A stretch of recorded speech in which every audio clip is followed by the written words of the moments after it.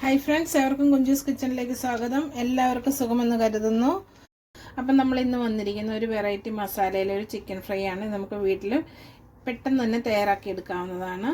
അപ്പം നമുക്കിനി ഡീറ്റെയിൽ ആയിട്ട് വീഡിയോയിലേക്ക് പോകാം. വീഡിയോയിലേക്ക് പോകുന്നതിന് മുമ്പായിട്ട് എൻ്റെ ചാനൽ ഒന്ന് സപ്പോർട്ട് ചെയ്യുകയും വേണം.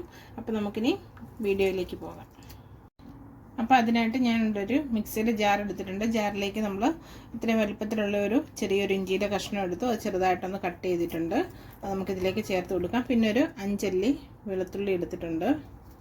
അതുകൂടി നമുക്കിതിലേക്ക് ചേർത്ത് കൊടുക്കാം. പിന്നെ കുറച്ച് ചുമന്നുള്ളി അതുകൂടി ഇതിലേക്ക് ഇട്ട് കൊടുത്തു. ഇനി നമ്മൾ എടുക്കുന്നത് ഒരു 3 വറ്റൽമുളകാണ്. അത്യാവശ്യം വലിപ്പമുള്ളൊരു വറ്റൽമുളകാണ്, പക്ഷേ എരിവില്ലാത്തതാണ്.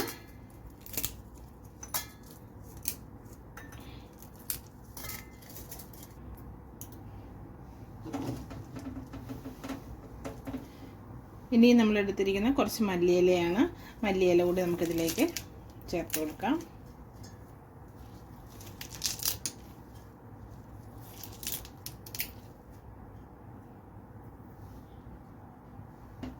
ഇനി കുറച്ച് കറിവേപ്പില എടുത്തിട്ടുണ്ട്. കറിവേപ്പിലയും ഇനി 2 പച്ചമുളകുണ്ട്, അതുകൂടി നമുക്കിതിലേക്ക് ചേർത്ത് കൊടുക്കാം.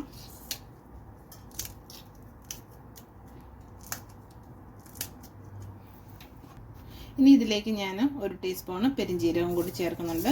ഇനി നമുക്കിത് നന്നായിട്ടൊന്ന് ചതച്ചെടുത്തുകൊണ്ട് വരാം. അപ്പം നമ്മൾ എടുത്തിരിക്കുന്നത് ചിക്കൻ്റെ കാലാണ്.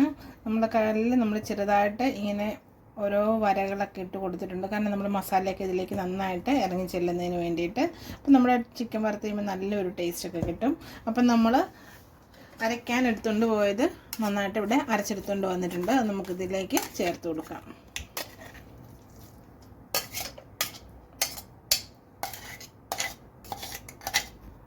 അപ്പോൾ ഇനി നമുക്കിതിലേക്ക് വേണ്ടത് ഇതിനാവശ്യമായ ഉപ്പാണ്. 1 ടീസ്പൂൺ ഉപ്പ് ഞാൻ എടുത്തിട്ടുണ്ട്. നമുക്കിതിലേക്ക് ചേർത്ത് കൊടുക്കാം.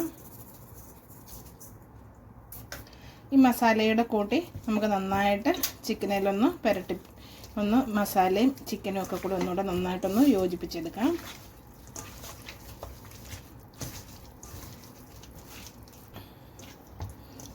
അപ്പം തന്നെ നമ്മുടെ മസാലയൊക്കെ നമ്മൾ ചിക്കനിലേക്ക് നന്നായിട്ട് തേച്ച് പിടിപ്പിച്ചിട്ടുണ്ട്. ഇനി നമുക്കൊരു 15 മിനിറ്റ് ഇത് റെസ്റ്റ് ചെയ്യുന്നതിന് വേണ്ടി മാറ്റി വയ്ക്കാം. അപ്പോൾ ഇപ്പോൾ ഒരു 15 മിനിറ്റ് ആയിട്ടുണ്ട്. നമുക്കിതിനകത്തേക്ക് ഇനിയും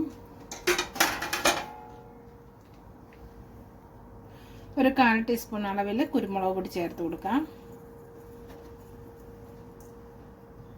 അതുപോലെ തന്നെ ഒരു 1/4 ടീസ്പൂൺ അളവിൽ മഞ്ഞൾപ്പൊടി,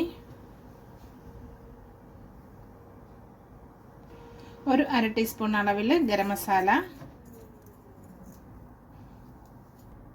ഒരു 1.5 ടീസ്പൂൺ അളവിൽ മുളക് പൊടി ചേർത്ത് കൊടുക്കുകയാണ്.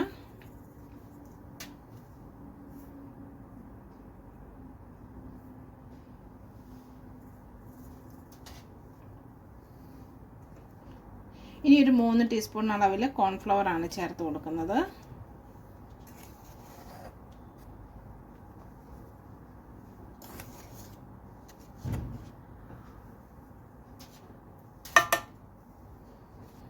ഇനിയും 1 ടീസ്പൂൺ അളവിൽ നാരങ്ങാ നീരാണ് നമ്മൾ ചേർത്ത് കൊടുക്കുന്നത്. ഇനി നമ്മളുടെ ഈ മസാലയൊക്കെ ഇതിലേക്ക് നിന്നൊക്കെ വിട്ടു പോകാതിരിക്കുന്നതിന് വേണ്ടിയിട്ട് ഞാനൊരു മുട്ട പൊട്ടിച്ചൊഴിക്കുകയാണ്.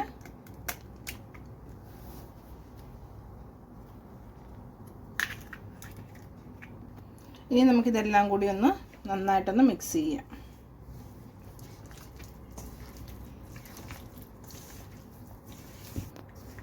അപ്പം നമ്മുടെ ചിക്കനിൽ നന്നായിട്ട് മസാലയെല്ലാം ഞാൻ നന്നായിട്ട് തേച്ച് പിടിപ്പിച്ച് നന്നായിട്ട് മസാലയും ചിക്കനുമായിട്ട് മിക്സ് ചെയ്ത് വെച്ചിട്ടുണ്ട്. അപ്പം നിങ്ങൾ ഇപ്പം മിക്സ് ചെയ്ത് വരുമ്പോൾ നിങ്ങളൊന്നുകൂടെ നോക്കണം ഇതിൻ്റെ ഉപ്പൊക്കെ കറക്റ്റാണോ എന്ന്. അപ്പോൾ എൻ്റെ മസാല എല്ലാം കറക്റ്റാണ്. അപ്പം ഇനി നമുക്കിനി ഇതൊന്ന് 1 മണിക്കൂർ നേരത്തിന് റെസ്റ്റ് ചെയ്യുന്നതിന് വേണ്ടി മാറ്റി വയ്ക്കാം. അപ്പം നമ്മുടെ ചിക്കന് നമ്മൾ റെസ്റ്റ് ചെയ്യാൻ 1 മണിക്കൂർ നേരത്തിന് മാറ്റി വെച്ചിട്ടുണ്ടായിരുന്നു. ഇപ്പോൾ 1 മണിക്കൂർ ആയിട്ടുണ്ട്. നമുക്കിനി ഇത് എണ്ണയിലിട്ട് നന്നായിട്ട് ഫ്രൈ ചെയ്തെടുക്കാം. നമ്മുടെ എണ്ണ നന്നായിട്ട് ചൂടായി വന്നിട്ടുണ്ട്. നമുക്ക് ചിക്കൻ ഓരോന്നായിട്ട് എണ്ണയിലേക്ക് വെച്ച് ഫ്രൈ ചെയ്തെടുക്കാം.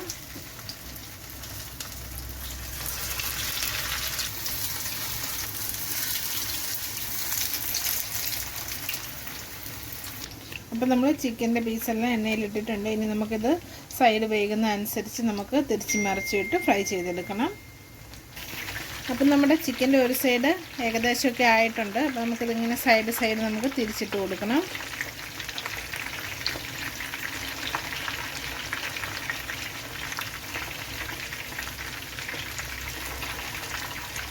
ഇനി നമ്മുടെ മറ്റേ വശം കൂടി ഒന്ന് മുരിഞ്ഞ് വരുന്നിടം വരെ നമുക്ക് വെയിറ്റ് ചെയ്യാം. എന്നിട്ട് നമുക്ക് ഈ സൈഡൊക്കെ കൂടെ കുറേശ്ശെ മറിച്ച് കൊടുക്കാനുണ്ട്. അങ്ങനെ എല്ലാ സൈഡും നമുക്ക് ഫ്രൈ ചെയ്തെടുക്കണം. അപ്പം നമ്മുടെ ചിക്കൻ ഇവിടെ ഫ്രൈ ആയിട്ടുണ്ട്. നമുക്കിനി ഓരോന്ന് പ്ലേറ്റിലേക്ക് കോരി മാറ്റാം.